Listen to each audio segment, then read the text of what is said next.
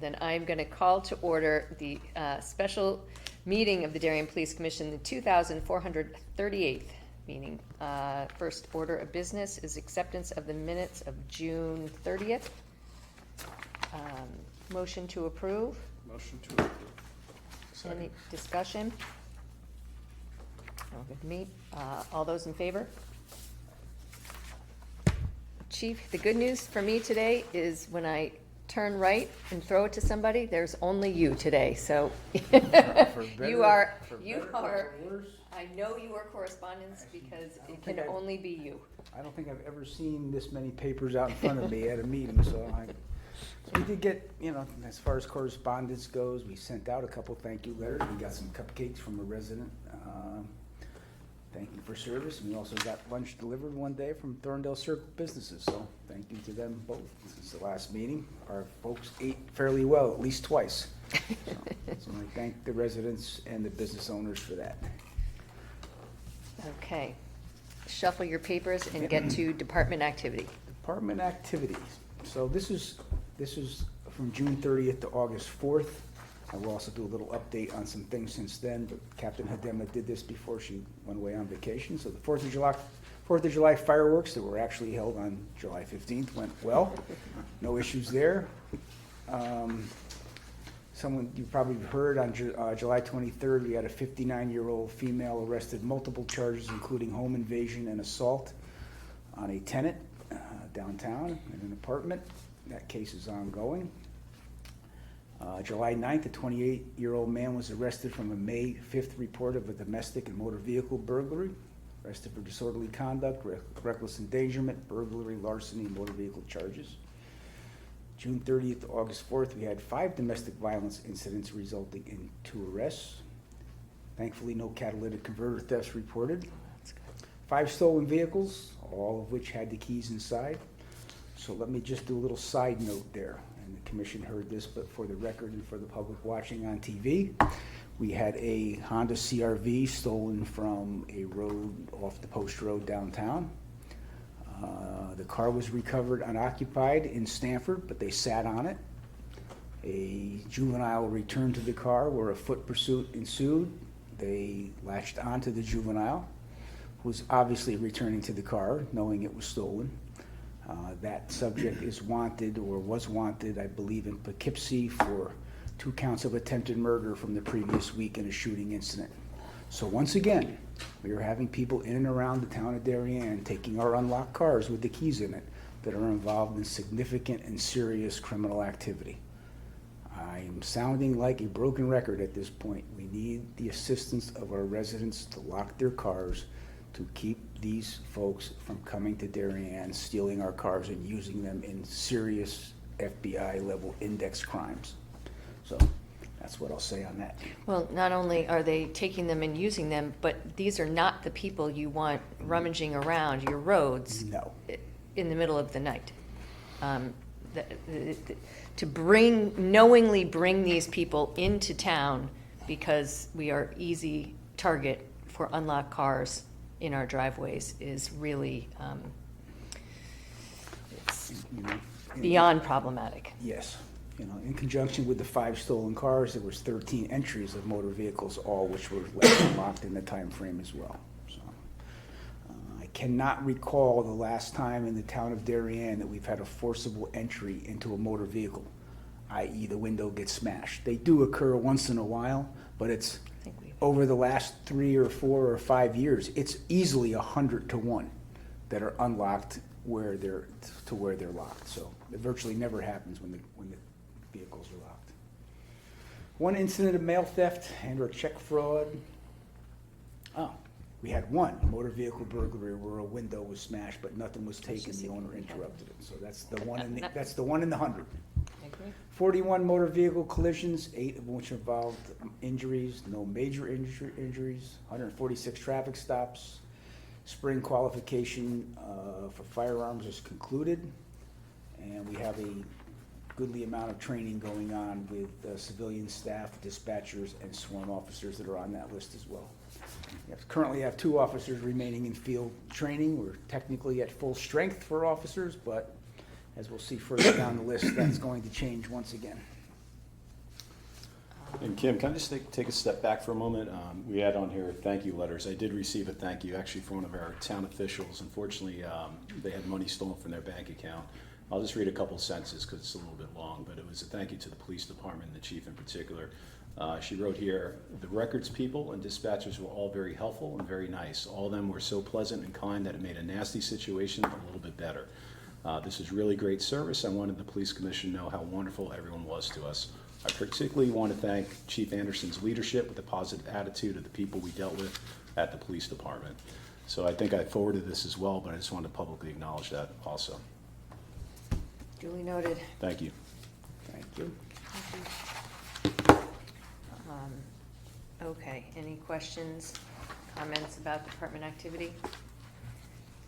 We have public comment. I know we have one person here who wants to talk about one of our traffic issues, so if you don't mind, I will allow to We can certainly move. take it out of order, yeah. I'll take comment at, when we get there, if you so choose. Old business, building issues update. Well, I'll be brief. We had water condensation coming out of the ceiling once again in the admin area.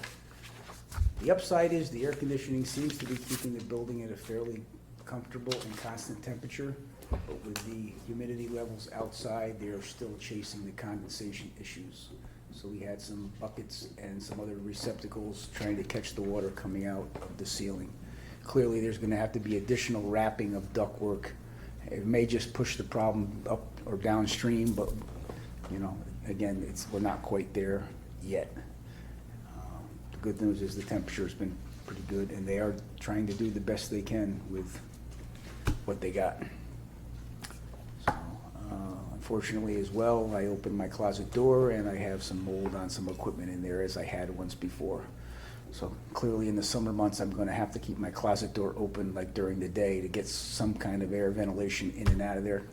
Clearly not the level of mold that was in my closet last time, but still. Do we have still. dehumidifiers? I mean, obviously, condensation dripping down is not something that a dehumidifier would, but can we? We do not have dehumidification or humidification in our HVAC system. It wasn't designed that way, so. Okay, There's supposed to be a mix of inside and outside air to try to address that, but as that. far as specific equipment that dehumidifies, I don't believe that we have that. beyond my That's, pay I grade, think- but. I think it's the inside and outside air mixed together that is supposed to take care of that problem, but they're working on it. And Okay. the guys that are here are, I know that they are trying the best they can to get this squared away. Okay. Actually, I'm not sure this would have fallen under correspondence, but I did want to note the nice article about our captain down at Quantico. Did you read that? Did anyone see the, Jerry, I want to point the public to a very nice article highlighting our captain's attendance. I know I provided some information, but I Not read the paper. have not read the paper yet. It's in there. So- Thursday's paper does not get here till Friday for us, so. All right, new business. Now we are to traffic issues. Christie Hill.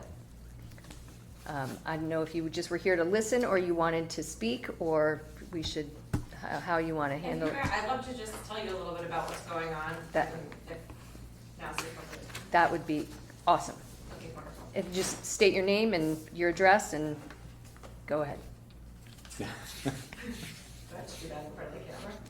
I think you probably do. My name is Melissa Kelly, and I live at 131 Christie Hill Road in Darien. And I'm here to ask for your consideration to put up some permanent traffic signs at the corner of Christie Hill and Warden Road. The reason I believe that this is necessary is because we have about 15 children that live directly in that intersection.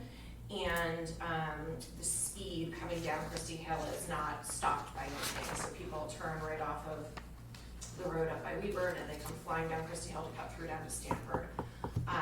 You can hear cars screaming by at night, and then oftentimes they'll turn right into Warden, and then go really fast down Warden. And this is not only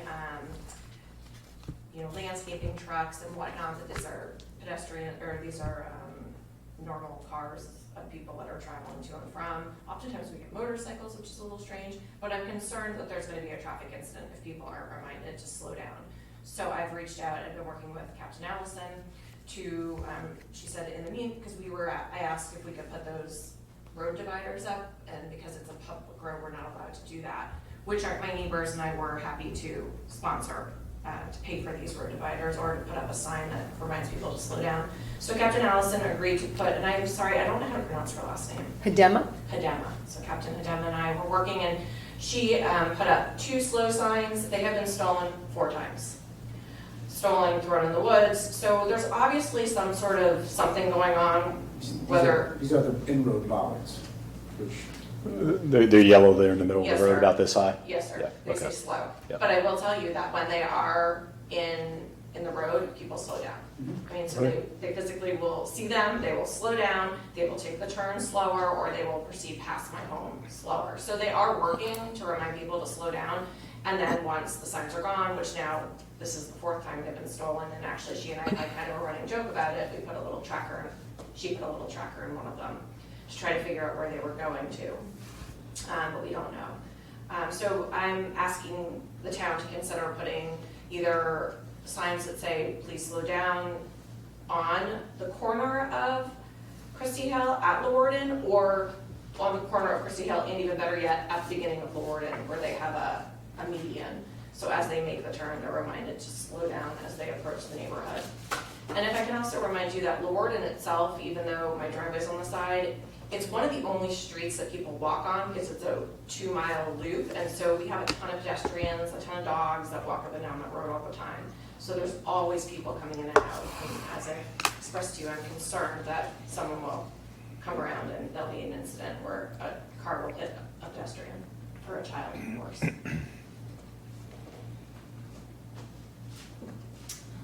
I don't have a picture of her. Can you go out and look at it? I assume Captain Dim has been out there looking at it. She has. Unfortunately, she's not here. You're asking for the stop sign on Christie Hill, or I'm not on Lee asking- Warden exiting to Christie Hill? No, we have. There's a stop sign. It's We have one there. I'm asking for a slow down sign, or a go slow children sign on Christie Hill as you approach Lewarden. And then I'm asking for another one at the beginning of Lewarden as people make the turn into Lewarden. On the warden. Yes, sir. We have a median in between my home and the home across the street where you could put a sign like right in the middle of the road so both people see it. I'm not sure I can weigh in without either Ally here or going out and looking at it. Do you have- I mean, one comment I can make, Melissa, and I think the chief and the commission will, feel free to add on this. Those bollards that you referred to before, believe it or not, I do believe they are effective, to your point. However, a lot of residents actually don't like them, and that's why they're getting stolen. We have that experience throughout the town. So even though they are effective, a lot of people do like them. There's an equal amount, maybe more, maybe less, that don't like them. And we put them all over the place to try to meet residents' needs, right? I will tell you they are very effective. Yeah. Very effective. Yeah, I'm wondering if a sign will be as effective. I don't know. This is the first time I've ever asked for something like this. Do we ever put the dynamic speed sign up there? Yeah, we can certainly put the speed sentries up there as well. And the thing about, as the commission knows, with the bollards, the novelty of having them appear and then disappear and then reappear again is more utility than having them there all the time, That's true. right? If you see them there after about 2 weeks, they kind of, you see it every day, you don't really see it. If it's gone for a month and it comes back again, then, oh, it's back again, there's a gentle reminder. So they do work. So I think we can get the speed sentries up there, and I'm not opposed at all for putting, we don't put children at play. That sign is no longer a compliant sign. Caution children, that one is compliant, so I wouldn't have any hesitation if the commission so chooses after they take a look up there, putting. Is that something you would want? Yes, I would be very appreciative if you guys would consider doing that. There might be a better signage treatment for Christie Hill than that sign. I'd have to look to Yeah, see we if there's a think about better it. one than that for that that particular kind of corner on Christie Hill. The upside there is we really don't have collisions on Christie Hill. I can't remember the last time that we had a collision on Christie Hill, but we can say that about every road, right? Every road that we have in Darien is a through kind of road like that. We have the same issues, the same resident concerns, so. Lee Warden is, it is a walkable kind of nice street to walk on. I would certainly grant you that there's people out walking. Any really, the speeding complaints or traveling fast complaints, it's either the residents themselves or residents and visitors to the residents or working in that neighborhood. So we can certainly show a police presence in there as well. All right, well, let's Thank you. keep that on the agenda for next time, and we will, and Ally will be back, and we can She will. see what the, thank you. Thank you. Thank you for coming in. We're always happy to see our residents. We certainly are. It's nice to meet you all. Likewise. I'm gonna go pick my kids up. Take You care. will. All right, Old Kings Highway South and Locust Hill Road. I think there is a package in your folder on that with some photographs. You know, Locust Hill and Old Kings Highway there, it is, you know, it's wide open, right? You're coming down past, like if you're coming towards town from Tokenique School, or the other way, coming down Old Kings Highway to get into Rowayton. It is a cut through for US 1. It always has been, it always will be. So I think is what they may be asking for is a three-way stop sign there. At that part, at the top of the hill before you go back down? Pardon me? At the top, right at that corner there? No, it says a stop Locust Hill sign and- placed on Old Kings Highway before you reach Locust Hill Road at the blind spot. Yes, so I think what they're asking for is a three-way stop sign at Locust Hill, Old Kings Highway, and the other leg of Old Kings Highway. There is no traffic warrant that I can think of that we could install a three-way stop sign there.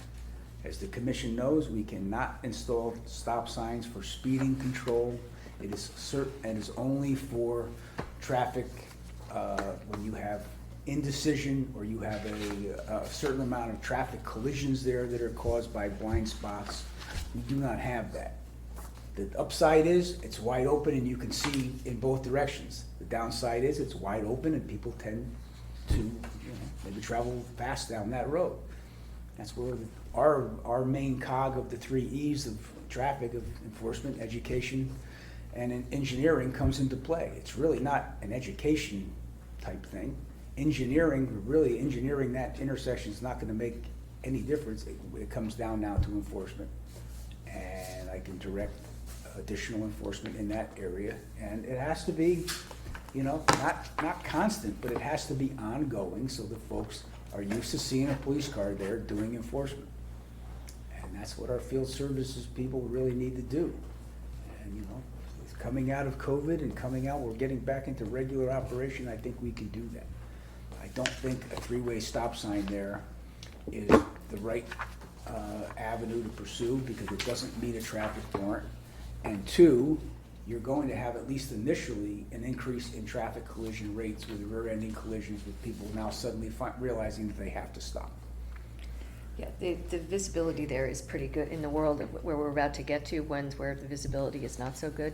That one at least, you have ones. It's wide. Could engineering enhancements be made there and narrow that road down and tee it up more so it's a much tighter turn? Yeah, it could at a significant expense and without maybe having the results that you think you might get by expending that money. So, All right, well, if we can do what we can do for an enforcement, that would be a start. that we can do. All right. Mansfield Avenue and McLaren Road traffic signal request. Well, in my almost 40 years here, we have been talking about Mansfield and McLaren for the entire time, and I'm sure it was discussed pre-dark ages when I got here. The geometric features of that roadway and that intersection, I grant it, they're not great. You're coming up McLaren Road and an uphill type thing where you gotta kind of sneak your nose out and take a look to see to get out there. I get it. There's no real avenue, I don't think, for the town to acquire any of the roadway or any of the property adjacent to the roadway to try to significantly expand your line of sight. So if I went into our traffic files and I pulled out the McLaren Road file, there's going to be repeated discussions on Mansfield and McLaren forever. People are asking for a potential traffic light there. Could a traffic light go in at Mansfield and McLaren? Sure it could. You know, based on the fact that the last traffic light that I think the town installed was at West Avenue and Edgerton, at least 25 years ago, 20 to 25 years ago. If my recollection is correct, that's a pretty standard standalone traffic light. I think it was in the $200,000 to $300,000 range then. So a traffic light is just not, you know, hang some wires and have a traffic light go on. A traffic light in McLaren and Mansfield would have to work in cooperation with the light that's at Royal School. What is the likelihood of the state approving such a traffic light? Well, you, Because that's a state road, right? yeah, Route 24 is a state road, 124. However, the traffic signals, because of the way they were installed prior to my time, are owned and maintained by the town in perpetuity. So I do not believe the state would entertain a traffic light on their dime to be installed at McLaren and Mansfield. They would probably allow it if the town designed it, the DOT approved it, and the town to agree to maintain it in perpetuity. So the traffic light also at Oxford School is also a town-owned and maintained traffic light, although it is on a state highway. We'd be happy, I'm sure the DPW would be very happy if this Connecticut Department of Transportation took over maintenance of those two traffic lights. That's very, very unlikely. Have you ever seen traffic lights that close before? And They- somebody else had suggested in one of their letters to us, move the traffic light from Royal, actually to McLaren, but that's the school and there's a school crossing There's a there. school Does that- crosswalk there. Unfortunately, Royal School was put on a dead-end cul-de-sac when it was put in there, when we didn't have traffic like we have now. Clearly, if they could have at the time, it would have been better to have a secondary egress out of Royal School, maybe out to McLaren Road, like an exit-only driveway for the people who wanted to go that way. Now that's a non-starter because there's no way you're gonna be able to acquire contiguous property on Royal Road and McLaren to have that happen. We're kind of a victim of circumstance, once again, of just time marching on and traffic becoming increasingly, high volume. Well, I'm not sure if this is where Brent was going, but the unintended consequences of having two lights that close together, as somebody who lived at the top of McLaren on Mansfield Avenue for 15 years, I'm more than well aware of the situation we're dealing with, but also the backup in traffic I can imagine we would have to do a traffic study, and I could imagine a traffic study coming out unfavorably once you start to stop traffic there and it wraps around, and I don't know. At school times, Seems- you would have school That's a buses, good point, yeah. queued up on McLaren Road, up over the hump in the road and around that corner. You would. You might come, if you were going towards Mansfield Avenue, you might come around that corner and be met with a line of traffic stopped at a traffic light there. Again, kind of like we discussed on Old Kings Highway. The Yeah, downside I think is, at least initially, I would expect the collision rate and rear enders to go up. Is it an intersection that is far from ideal? Yes. It predates internal combustion, as most of our intersections do, and it was not designed for the way it operates.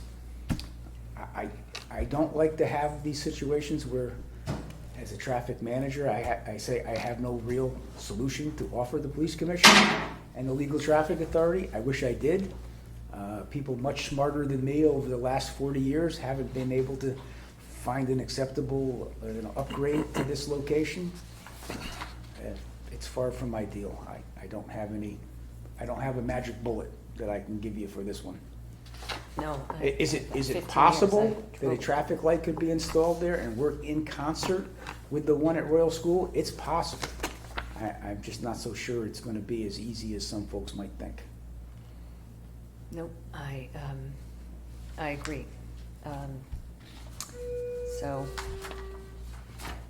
Well, that I don't have much more to say on it. I think, We can- I will go back and look at the McLaren Road folder.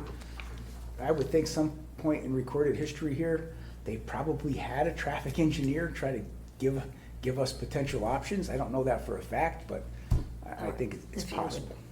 So I can report back on that. And I'm just saying this out loud, it's in my memory, again, I don't live there now, but for 15 years, the visibility is as good as it could be. It's not like there's trees growing over bushes that we could, my sense is that it is open, that there's nothing we can do with vegetation or anything else. But I'll drive by that again and just make sure that that's not There was a- making matters worse, but I don't think it is. There was a fence there looking to the left once that was taken down or shortened Yeah. because of the Yeah. line of sight issue, to try to get as much line of sight as you can. The fact that you're on an uphill grade does Well, not add to it. It just the doesn't. thing I'd like to take down is that telephone pole. The telephone pole blocks your view as much as almost anything, but I can't move the telephone pole.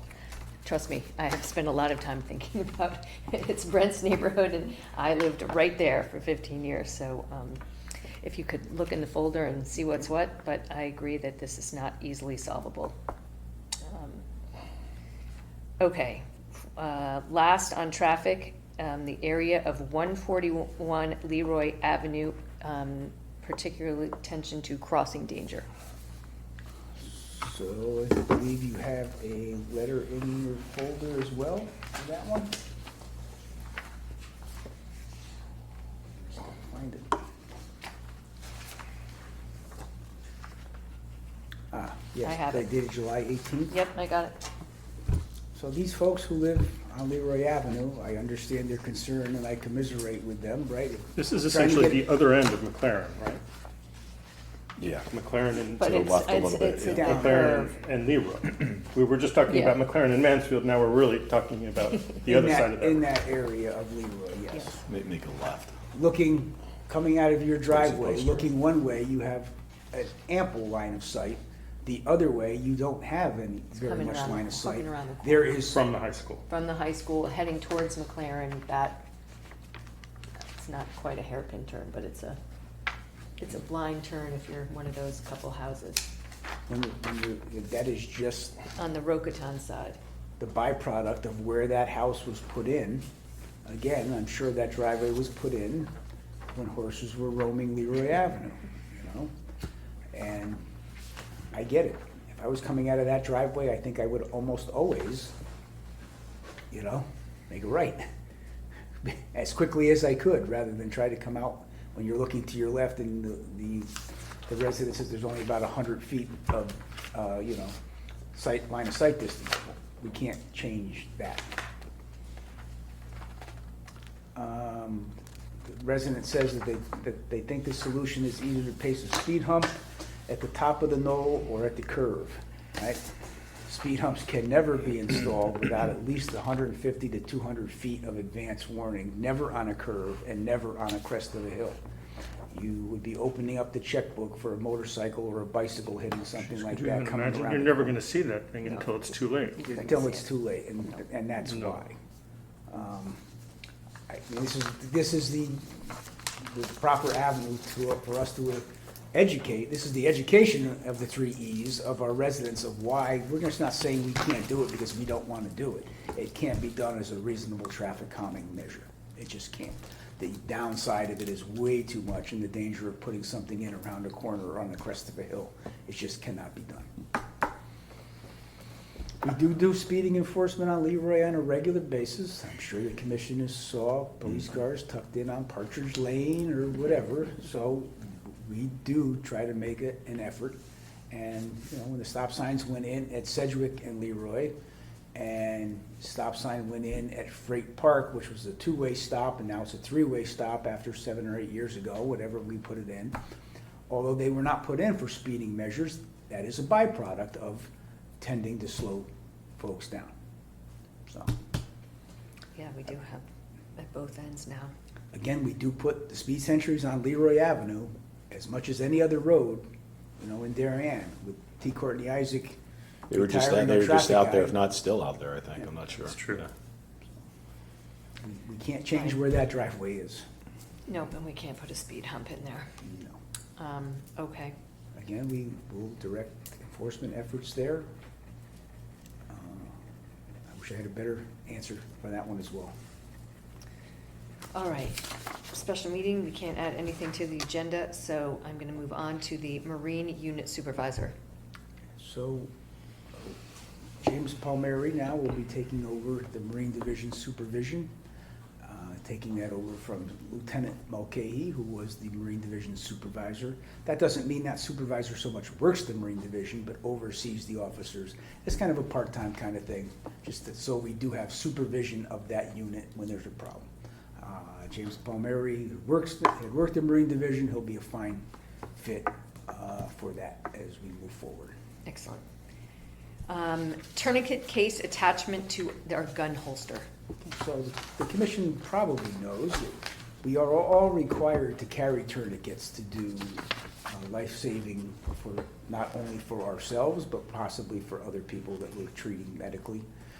And the commission will remember that we got the Molly vest, that you could get a lot of the things off your belt, and now you carry them up here, like your taser, your body camera, your radio, to try to get it off your belt for lower back pain. They do now make a device that attaches to the front of your holster, and there's a picture of it here.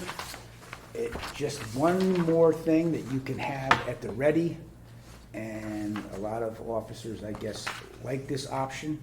The good thing is, when you have it mounted to the front of your firearm holster, it's not in your duty bag. You will always have it with you, right? Some folks carry it on their Molly vest system. That's what I would do on my Molly vest system if I wore one. But this is another option. I don't see any downside. It doesn't interfere in any way, shape, or form with the operation of the holster itself, and you will always have it there. Has this been requested or just another option for officers? No, this has been requested through the captain as for the commission to approve this carry As an and this option. piece of equipment. Yeah, this would not be mandatory that you have to carry it this Optional. way. Mandatory, you have to have it, Right. but not mandatory, you have to carry it this way. So- This is for the people who want to carry it this way. Chief, would you have to get a whole new holster, or will you just make a hole in the existing holster No. and bolt this thing on? This tourniquet holder comes with equipment to mounts Clip to on. our existing holster, yes. Yeah, I see no problem with them deciding where they want to hold this piece of equipment, so And we have money available in our uniform budget to do that. These are not, we don't need new tourniquets, right? The tourniquets that we have fit this hold. Fit this It's just the holster that we're getting hold. I will make a motion that we approve the addition of the tourniquet case attachment to the gun holster as an option for the officers, should they want to use it. Second. Any other questions, comments? All those, Yeah, just Chief, real quick, are you ordering 51 of these, or you're gonna take requests and order 5 or 10 or 15? Yeah, I don't think we're gonna order one for everybody. Okay. So I think the captain will get a certain amount that she thinks will outfit who wants them outfitted. And then we can get them piecemeal as we go along if we need more. any other questions? All those in favor? Okay. SRO officer interviews. So the SRO candidates, and I believe there are 5, were interviewed by a panel, including the principal of Middlesex Middle School, and Sergeant Schwenger, Captain Hedema, who was on the panel, but the decision's gonna have to be made fairly quickly on our new SRO at Middlesex Middle School. I do wanna speak one-on-one with the principal at Middlesex, and Dr. Adley as well on that, so That decision is coming. that decision is coming, and that Okay. will need police commission concurrence on the selection, so I Okay. think next week maybe I'll have some correspondence for you on that as well. Excellent, okay. Armed Forces patch for uniform. And Where? a picture of that didn't make it to the folder, but we do have a request from the Darien Police Association to have Armed Forces patch for Armed Forces Services Month. It's like a brown kind of patch. We'll have our logo in it, very similar to the breast awareness that we wear and for the autism that we wear. The commission does know we have a large percentage of people that were in the military or still in the reserves. I don't see a downside at all, supporting our military folks past and present with that patch on the month that occurs. Is that September or is that October? It's I think not it's a great October. idea. Yeah. So it's not, I think April and October are the existing ones, so it's neither one of those months. Okay. And again, the Police Association is simply looking for approval of the commission to wear that. They will fund it, and it will go on our Velcroed shirts on the appropriate month. No problem. So I will make a motion that we approve the Armed Forces patches to be worn during Armed Forces Awareness Month at the flexibility of the officers who want to partake. Okay. Second. Any other questions? All those in favor? Okay. Not my favorite part of being a police commissioner, but request for retirement from Lieutenant William Dignan. Well, this is a bittersweet day for me because with Lieutenant Dignan's request for retirement, I am now the only dinosaur left standing once he leaves on October 1st. He has been here for, I think, 37 plus years. Again, that virtually is never going to happen again. We're not going to see, I don't think, 37 or 40-year employees. He has been a very, very solid officer in every assignment and rank that he's ever held. I get it, it's time for him to move on, but I wish he was staying. I would recommend to the commission without hesitation that you approve his request for retirement, and I thank him for his service, and I wish he was staying longer, but it's time. I don't think I can add much to what you just said, and it is with reluctance that I make a motion to approve the request for retirement from Lieutenant William Dignan, effective October 1st. Second. All those in favor? I thought Commissioner Hayes was going to vote no. We've never had a no. I don't know what Be happened. wordy, show my house. I mean, Oh, we no, might have one soon, Chief. Yeah. We might have one, so. Yeah, that's true, actually. Hopefully not soon, but we might have one. Oh, just wait. Sorry, sit back down. You ain't going anywhere. A second request for retirement, from Anthony Smith. Well, Anthony Smith, is our maintainer, our building maintainer. He hasn't been with us all that long here at the police department, but he's been a town employee for quite some time. He's looking to retire effective December 1st. In the couple or 3 years that he's been here, he's been an exemplary employee. The commission knows very well when you walk around our building that you can eat off the floor here, and it's clean and it's well maintained. Professional workspace at all time. That's a testament to his work ethic and keeping our place super clean. So again, it's time for him to retire. I wish he was staying as well. I hope we get someone that is as good as he has been for us and as good as Frank Sierra was before him. We've been very, very blessed with people who have ownership interest in this building and keeping it clean and functional and just a good place to work in. He's not responsible for the HVAC, so he's off the hook on that one. So with reluctance, I would also say that, the commission thank him for his service. And likewise, I thank him for his service, and I make a motion to approve the request for retirement for Anthony Smith, effective December 1st, 2022. Second. All those in favor? Aye.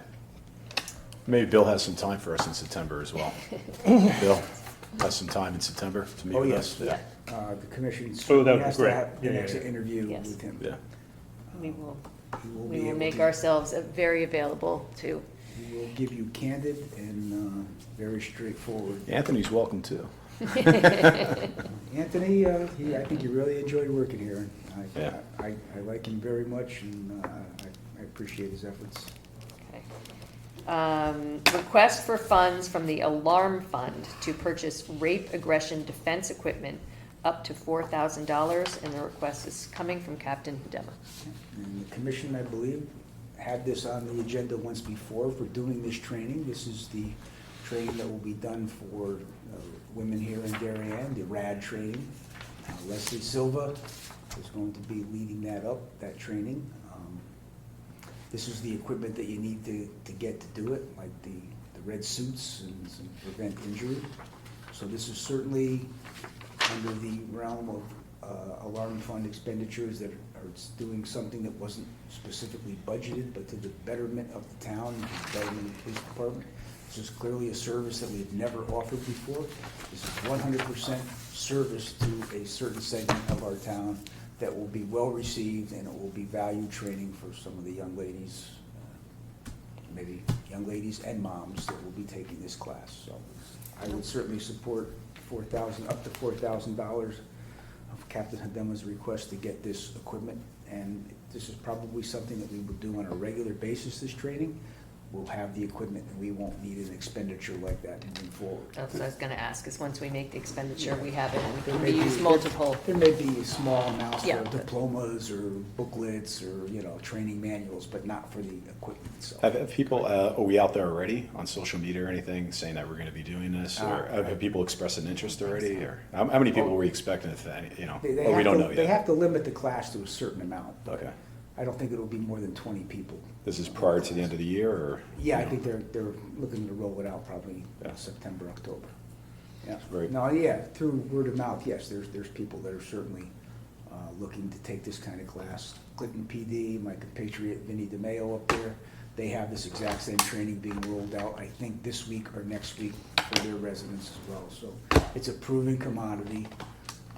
It's valuable training. You hope you never have to use it, but certainly I appreciate our officers that are willing to do this training for some of our female residents and visitors to Darien as well. Okay, I certainly make a motion to approve the funds from the alarm fund up to $4,000 for the purpose of purchasing the rape aggression defense equipment. Second? Any other questions? All those in favor? Aye. Okay, last on our agenda, got a lot of things. Request from the gift fund, separate from the alarm fund, the gift fund for the DPA baseball trip, or ADP baseball trip. As the commission knows, but I'll say for the point of record, for people that might be watching, the Darien Police Commission does hold the purse strings on a gift fund. When people want to make a donation to the police department for services rendered above and beyond maybe the course of duty, it goes into the gift fund. That fund is maintained and held for the betterment of our officers here, right? Separate from the alarm fund. This is, people want to say thank you. So the Darien Police Association is sponsoring a trip to the Mets on August 31st. The lion's share of this trip will be borne by ticket sales from individual members buying some tickets and a bus also, but the association's gonna kick in some money. The individual officers are gonna kick in some money for the tickets. I think it would be a certain benefit and a good use of the gift fund. Do we know what the dollar amount they're looking for? Because it does not say here. It's $1,000 is what they were okay. looking for. Okay. I think it's a great idea. I know Commissioner Cunningham's a big Yankees fan, so, I'm only approving it if Brent goes with the Mets hat on. I won't ask how they chose which team, but I assume that they They chose the good one. are all good with their choice, so I will. Over the course of the time that I've been an administrator, which is a little over 10 years, we really haven't gone to the well on the gift fund too often. I know we bought bottle filler, a water fountain for the gym. Once in a while, Yeah, like this is fun. for a get-together, we'll have some money expended, but there's money there that is earmarked Yes, that's specifically what by it's our for them. residents It's for for them, something good yes. for our officers, So- which this is. I will make a motion to approve the request from the DPA to fund up to $1,000 for the baseball trip coming from the gift fund. Second. Hopefully they win. Any other questions? All those in favor? aye. Well, it is a special meeting. We have come to the end of our agenda. We are going to go into executive session. We're gonna talk about the next meeting first. Oh, yes, we are. Sorry. No, there. Next regularly scheduled meeting is the 18th, which we've already canceled I don't think in we need to come consultation back with the next chair. week. And then the next one would be September 1st, which is Thursday. I am perfectly A-okay with that. I am fine with that. That's Thursday before Labor Day weekend. I'm good. You working? I'm available that day. So say September 1st, 4 I'm PM. waiting for Yeah, Commissioner 4 Cunningham. o'clock, yeah, that's fine. 4 o'clock, yes. Thank you. Now, we have come to the end of our meeting, and we will go in executive session. We will come out of executive session and carry on no business or take no votes. So with that, I will adjourn this meeting.